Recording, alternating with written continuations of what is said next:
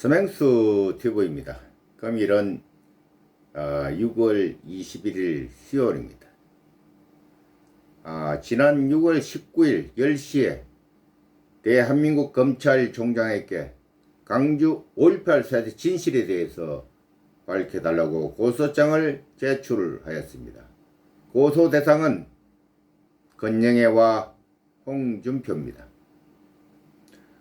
강주 5.18 사태를 역사 바로 세우기라는 말로 사법정의인 일사부재의 원칙을 모른다 하고 단지 당시 중경무양설이 전두환을 대통령을 노린 사람을 둘러세워 그 죄를 묻는다 하여 역적을 영웅으로 영웅을 역적으로 죄를 조작하여 만들었다. 그를 묻은 것은 상황일지에 북한 특수전 부대의 침투가 없었는데 왜 공수부대원들이 총을 쏴 시민들을 죽음에 이르게 하였다. 그러므로 이를 극복하기 위하여 시민들이 직접 총을 들 수밖에 없지 않았는가 항변하게 하였다. 이와 같은 현상은 단지 상황일지에 기록되어야 하는 북한 특수전 부대원들의 행동이 눈에 보이지 않는다는 것이 그들의 주장이다. 2020년 미국 40대 대통령 선거전이 활발히 전개되고 있을 때에 트럼프 대통령이 땐의 악행을 말하였다.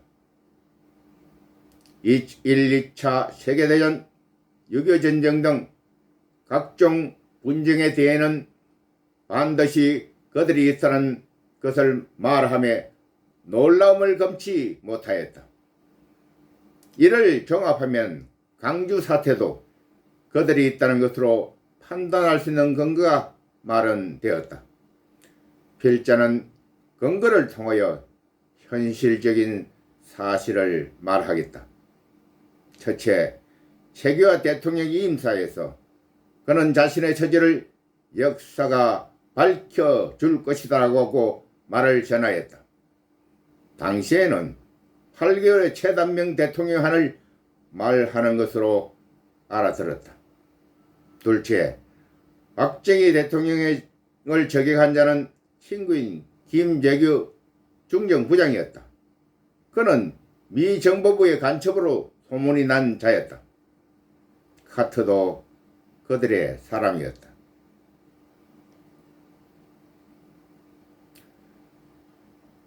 둘째, 강주작전 종결 시점에 카트의 제안이 들어온 것으로 판단이 된다. 내용은 원폭의 프로그램의 반납과 강주에 침투한 특수전부대의 행동 상황일지에 지원한 것이다. 그 반대 급부로 대한민국 대통령 자리였다. 대통령이 스스로 자신의 목숨을 죽이는 사람이 없을 것이다. 정거는 소준열 전투교육사령관의 발언이다.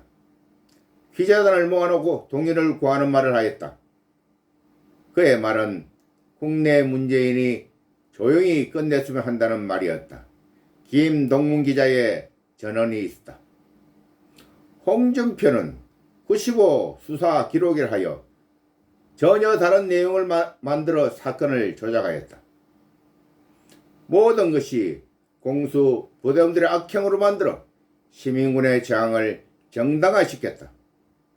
이와 같은 관계로 건영애와 홍준표는 대한민국의 역적이다. 필자는 마지막으로 그들을 제안한다.